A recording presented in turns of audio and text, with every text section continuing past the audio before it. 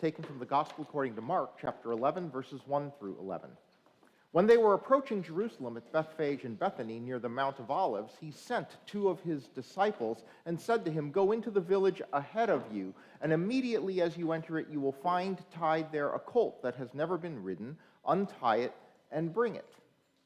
If anyone says to you, 'Why are you doing this?' just say this, 'The Lord needs it and will send it back here immediately.'" They went away and found a colt tied near a door, outside in the street. As they were untying it, some of the bystanders said to them, "What are you doing untying the colt?"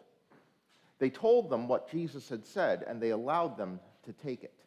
Then they brought the colt to Jesus and threw their cloaks on it, and he sat on it. Many people spread their cloaks on the road, and others spread leafy branches that they had cut in the fields.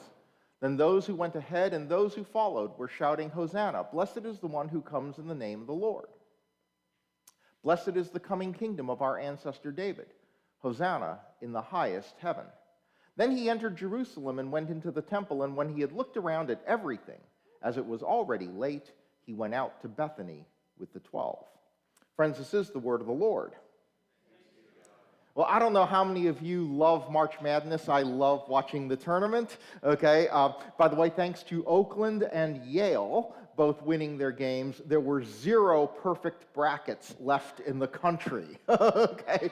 So everyone's brackets got destroyed. Now, a big part at the end of the tournament, this tradition on CBS, is they play this video to the song "One Shining Moment." And it's kind of like, one of those recap videos that people enjoy. Like, I don't know, it's kind of maudlin, but a lot of people love the In Memoriam video at the Oscars, reviewing the year. And "One Shining Moment" recaps the tournament, and it shows all of those great last-second shots that won games. Right? So you get to see that one heroic moment that players got to have during the tournament. But the thing about it is that that's not really how you win games, okay? Sure, there were these great single shots at the end, all right, that won a game, but, every shot mattered. Every player mattered, all right? It wasn't just a matter of that one star player, that one shot thrown up with 2 seconds left to go that was the game. It was the whole team and the whole game that made the difference between winning and losing. And sometimes those other roles, that bench player who came onto the court late in the first half and scored a bucket, those points counted just as much as the others. And sometimes in faith, there are roles that are less glamorous than others. So, the Palm Sunday story appears in all 4 of the Gospels, and they're all a little bit different. And it really does them a disservice to conflate the different accounts. So this year we are in Mark's version of the Palm Sunday story, and we're going to be looking at Mark's perspective on the story. But all 4 of the versions begin with disciples being set to go grab a donkey. So they're told to go get a donkey, and they find the colt as they were told to do it. And then as they were untying it, some of the bystanders said to them, "What are you doing untying the colt?" So Jesus sends 2 disciples to go out, grab a donkey, and the thing is, they're also going to look like donkey thieves, okay? Because as they show up, they're going to do it. It's not a great task. It would kind of be like if someone said to me, "I've talked to the manager at ShopRite. You can go grab a ham for the church, and just walk in, go grab a ham, walk out with it, and if anybody asks you what you're doing, just say, 'Oh, the church needs it.'" Okay? I would be really embarrassed to do that. This would not be something I would enjoy doing. I would be going in there, and I would be finding people right away going, "Just want you to know, I'm not stealing the ham." Okay? It's not a great task. But some of these tasks that are necessary, possibly embarrassing, are really unglamorous. And there was a preaching professor named Tom Long, and years ago he wrote an article about this with regard to the church, and he titled the article "Donkey Fetchers." Because donkey fetchers are really important to the story. Palm Sunday does not happen without donkey fetchers. But the thing is, in a church, there are a lot of people who have jobs that can seem like it's just being a donkey fetcher. It's not necessarily a glamorous job, but it's a really important job. All right? The greeters who get here early to make sure that they're here and they welcome people coming in, all right? It's an important job. The people who are back in the AV closet, running the live stream, running the slides, all right? It's really important for them to be doing it, okay? Our kids ministry, all of the people who volunteer in our church school, all of the people who work with the kids, the people who will volunteer and help out with the Easter egg hunt this Saturday, all of those things are really important, right? And it can feel at times like donkey fetching. It can feel at times like maybe no one's really noticing. It can feel at times like maybe it's an imposition. It can feel not like the greatest thing to be doing, unless you understand how important it is to the rest of the church, how important it is to people's lives, how it sets the stage for God to do incredible things. And so sometimes those really unglamorous tasks, the people who get to an event early to set up, the people who stay late to clean up and make sure that everything is ready for the next event, the people who are here an hour after everyone has left and they're in the kitchen at the sink washing things and drying them, donkey fetching. Not a glamorous task, but a really critically important task. And sometimes what we really need to do is appreciate how our actions fit a bigger picture. Right? Sometimes we can see the impact of what we're doing. Sometimes we can see how important it is. But other times, we can't. Sometimes we don't see how important the things are that we're doing. And when that happens, we can get sloppy. I know this happens with me every time I'm putting together something from IKEA. All right, so I grab it, I look at the instructions, and I see all the pieces, and I look at all the screws, and sometimes in the middle of that, there's a screw that's kind of in an awkward place to insert, and I look at it and go, does it really need it? Is it really important? This doesn't really look like this is critical to holding the thing up. And then I get sloppy and I leave it out. And 3 months later, when it's starting to tilt over, I start to appreciate why perhaps that screw was needed. It's kind of like reading that thing about the airplane, the Boeing airplane where the door blew out, all right? And they looked at it, and they found out that somebody didn't put 4 screws into the door.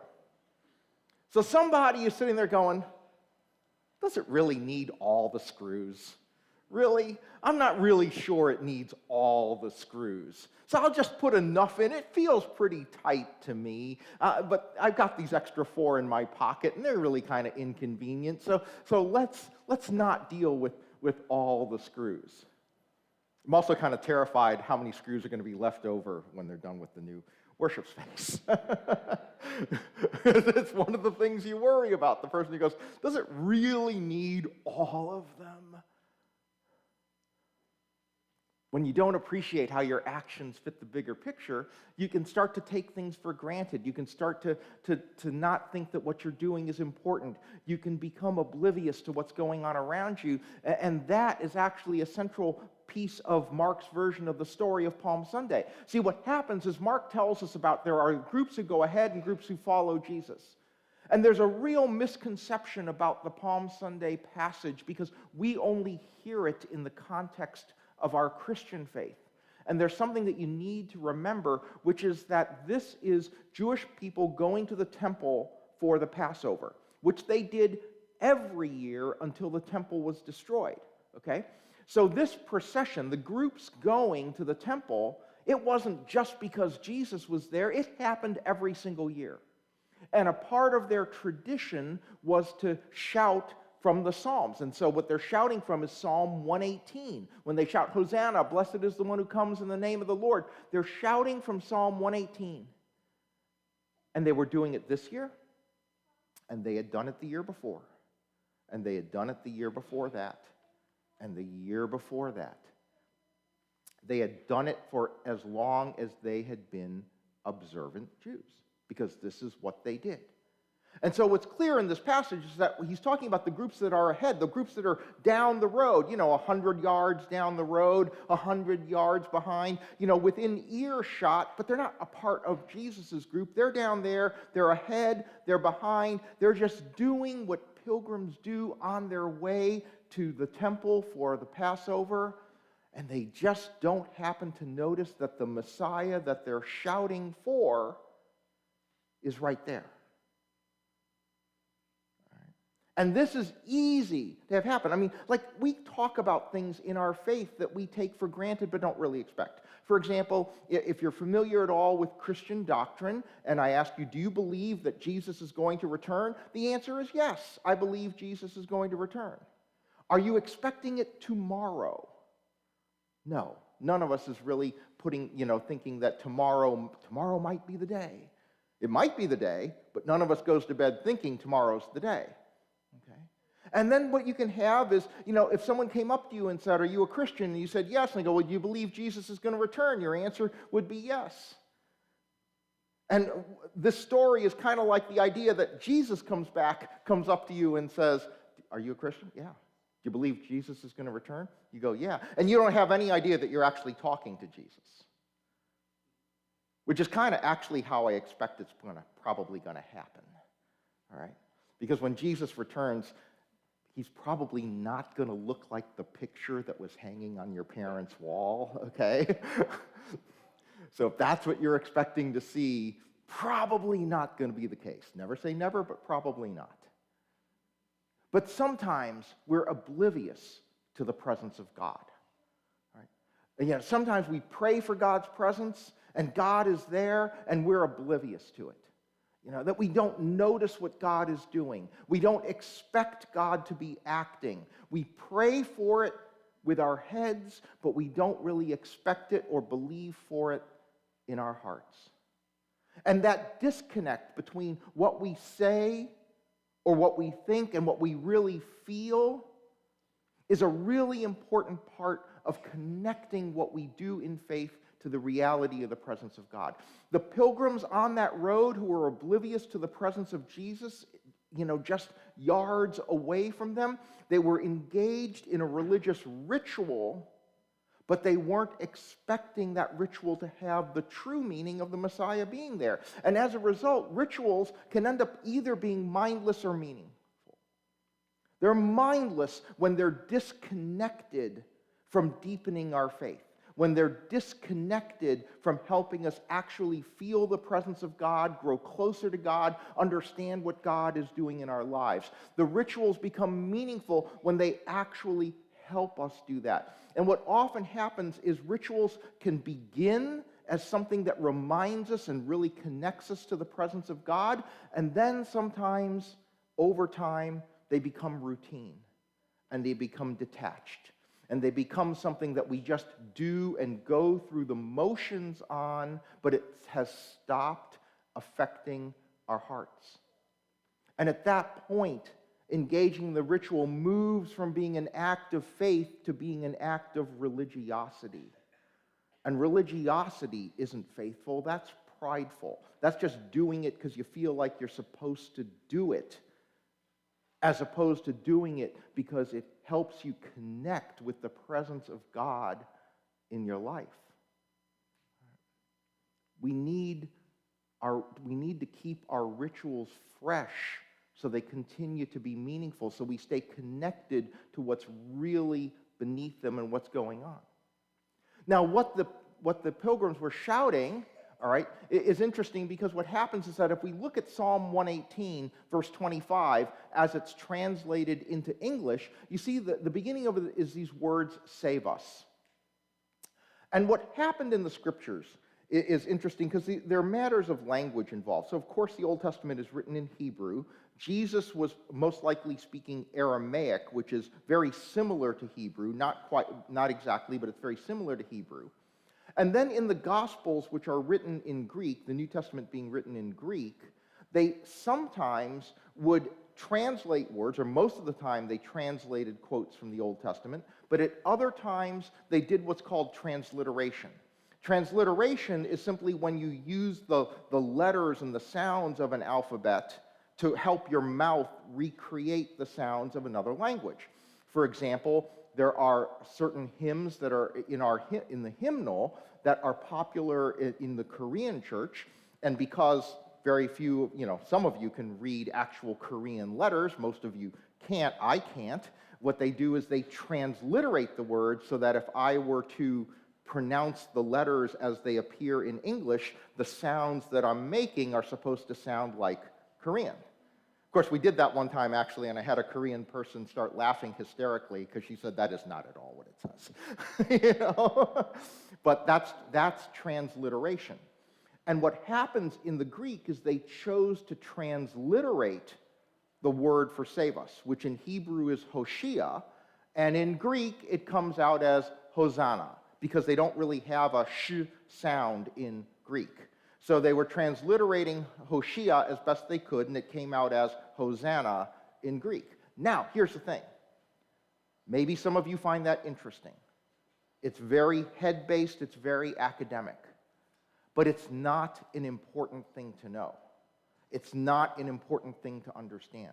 The actual important question, which I wonder if the pilgrims had lost track of on the road to Jerusalem, if it's something that we may have lost track of in our faith, is that when we hear this shout of Hosanna, when we hear this shout of save us, the thing we need to be staying in touch with is saying, save us from what? Save us from what? And the thing is, in Jewish theology, there's not the same understanding of hell as we have in Christianity. So when they're saying save us, it's a much more practical save us. It's a save us from Roman oppression, save us from disease, save us from poverty, save us from all the things that are making our lives miserable. Save us. What are the things that you need to be saved from? If you wave your palm and want to recreate that scene and wave your palm and say, Hosanna, save us. From what? What is it that you need God to do for you in your life? What is it that you need to be saved from? What is it that you're seeking? And in order to answer that question, we need to look more carefully at our lives, we need to look more carefully within us, and we also need to look more carefully at the world around us. Because what happens in this passage is that Jesus goes into the temple and it says he looked around at everything. And that word for everything, when we say he looked at everything, there are kind of two senses we can get. We can get the sense that he looked at everything like big picture, okay? Like he looked at everything, like he took the helicopter tour of Manhattan, and saw it all. Or a more accurate way of thinking about this phrase in the Greek is he looked at every little thing. He looked at everything in detail. He didn't look at everything just big picture. He looked at everything that was going on. He took it all in. And then he left. I always thought this is the funniest thing about Mark's version of the Palm Sunday story is he comes in and then he leaves. So nobody noticed. They were oblivious to his presence. He just walks in, looks at the temple, he sees what's going on, and then he leaves. But he came back. It's not in our passage for the day, but what happens in the next few verses is that Jesus returns to the temple and he overturns the tables. And if you remember when we had that passage of overturning the tables a couple weeks ago from the Gospel of John, and in John's Gospel that happens very early in Jesus' ministry, not late. Right? In the other Gospels, it occurs after Palm Sunday. But remember what we talked about, which was the fact that Jesus did that because what the money changers were doing was making it difficult for people. They were oppressing the people by causing them to exchange their money for temple currency at really unfavorable exchange rates. They were making the practice of faith harder for people. And Jesus went in, he looked around, he saw this, he left, which to me means he left and he contemplated. He left and he thought about it. He left and he considered what he had seen, and then he went back and he acted. So while Jesus was noticing every little thing that he saw in the temple, everybody else was oblivious to him even being there. The pilgrims are on the road and they're shouting the shouts of Hosanna, not aware that the Messiah that they are shouting for is right there. He goes into the temple and no one in the temple even realizes that he's there. So at the end of the day, this Palm Sunday story is a story of superficial devotion. It's a story of people going through the motions superficially in their faith. And understanding that it's a story of superficial devotion helps you understand how the people move so easily and quickly from Palm Sunday to Good Friday. How they move so quickly and easily from an acclaim of the coming Messiah to allowing Jesus to be crucified without a protest. Because their faith was superficial. And faith often can be superficial. Faith can often be something where you come to church, you spend an hour, maybe you wave your palms today, and you leave entirely unchanged.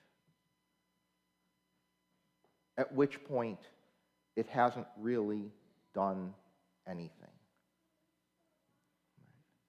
But if we're going to get past the superficial, then what we need to do is be people who will not be oblivious to what's going on around us or within us, but be people who pay much closer attention to everything that's going on in the world.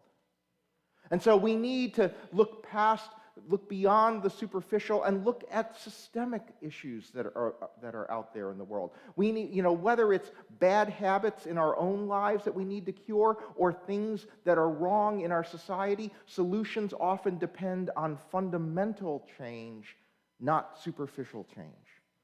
Everyone who does work and studies into what it takes to create new habits will tell you that the problem with the habits you have often stems from something deeper and more fundamental. That you have to change something at a more fundamental level in your life in order to change the habits that show up in the surface of your lives.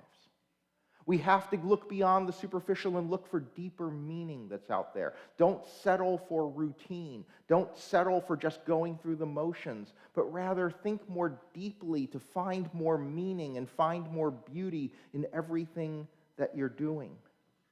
Right? How often we're able to walk past things that are meaningful, walk past things that are beautiful, and not notice them at all because we walk past them every single day.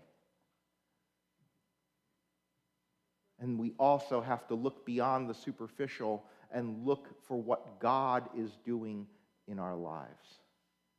Because God is there and God is acting, we have to look to see how God is using you, see how God is working. That sometimes you are in a task, not necessarily in the church, but in a task in the world that feels like donkey fetching.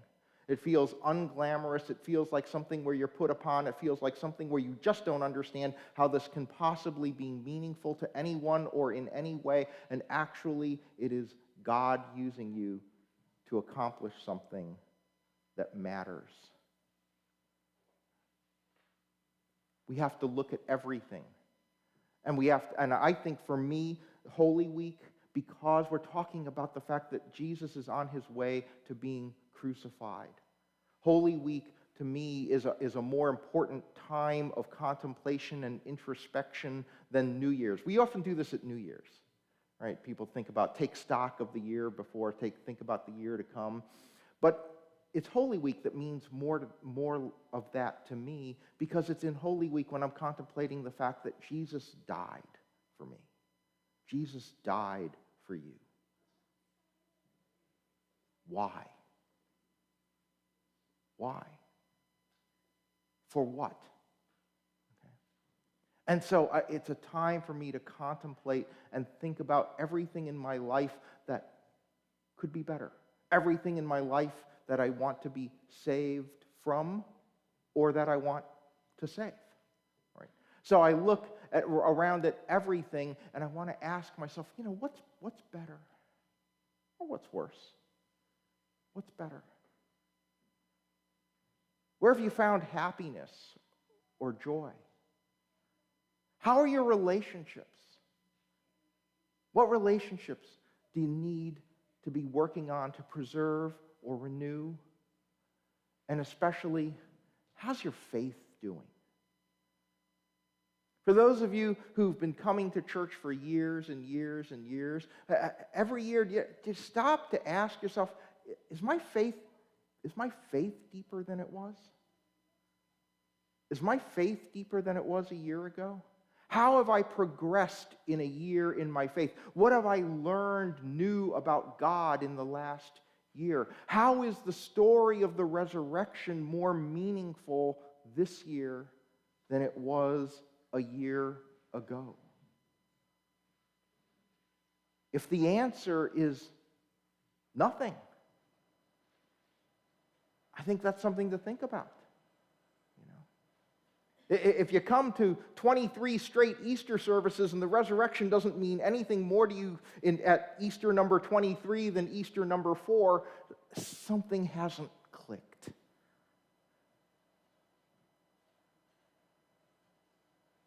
And we need to stay in touch with what it means. We need to stay in touch with why we're here. It's great that we're here, but we need to stay in touch with why we're here.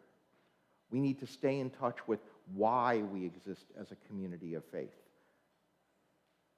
Because it's not just to execute ritual, but it's to grow closer to God and to one another.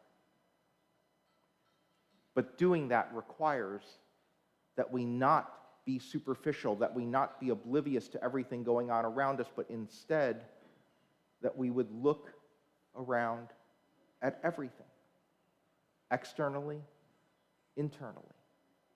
Look, contemplate, and then act on what we've seen. So I pray that as we move forward through this Holy Week, as we move toward Good Friday, the depth of Good Friday, and then the joy of Easter, that you'd have the courage to look around at everything, to think, how will this Good Friday, how will this Easter mean more to me than ever before? And then that will reconnect us with what it is that we're doing and why we're doing it. Amen.